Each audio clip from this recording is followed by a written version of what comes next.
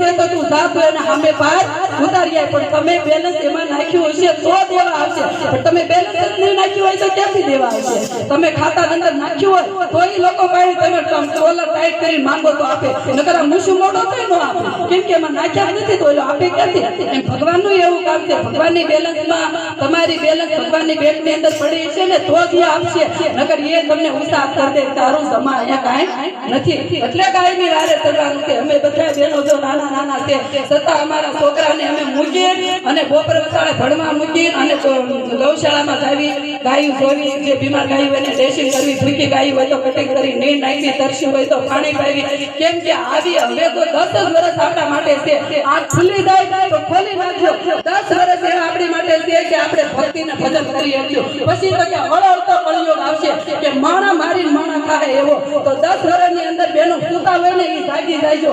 જેટલું થાય તક મળે તો તકે તક ઝડપી લેજો. પછી તમે તકને ઝડપવા જાઓ ને તો તક મળશે નહીં, કેમ કે તઈ પછી તમારી પાસે ભજન કરવાનો સમય છે, તમારે કરવું નથી અને કરવા જાઓ ને ભજન જ નહીં હોય. ક્યાંય ભજન હશે તો ક્યાંક બેહીને તમે ભજન સાંભળશો ને, ભજન જ નહીં હોય. એવી અંદર કળિયુગની અંદર એવી વૃત્તિ આવી જાય કે માણાની અંદર નીંજા ટીકા ખોદ ને માણા મારી મારા ખાવા આવી પોઝિશન આવી જાય. અત્યારે તો જો અમારા જેવા બહેનો છે, અમારા જેવા સાંભળવા વાળા છે, અમારા જેવા સમજાવવા વાળા છે, પછી આવા માણસો મળશે નહીં, સાંભળવા વાળા નહીં મળે, સમજાવવા વાળા નહીં મળે. એટલે તક મળી મળે ઝડપી લેજો, ખારા માણસોનો સંગ કરી લેજો, એનું બાવડું પકડી લેજો, એનાથી ભવસાગર પાર કરી જવાને.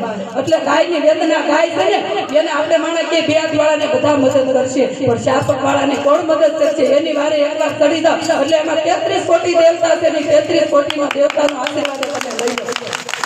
એટલે થોડું કહું ને બેનો સાધુ સમજી જાયજો. અને અમારી ગાય માતાની થાળી ફરે ને એમાં જે કાંઈ તમે જે ઈચ્છા પડે ને ફૂલ લઈ તો ફૂલની પાકડી નાખજો.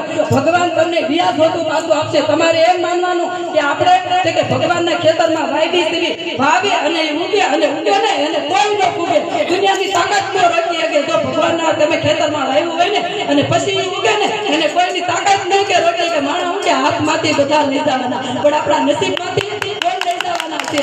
એટલે જેટલું બેન થોડું કહો ને કે હું એક ગાય માતાનું ગીત ગાઉં, મને ગાય ઉપર બહુ પ્રેમ, બહુ વેદના ગાયની. મને એમ થાય કે આ બધા તમે બધા તમારા દુઃખની વાત કોકને કહો અને કોક સાંભળે, પણ આ માતાની મૂંગી માતાની વાત કોણ સાંભળે?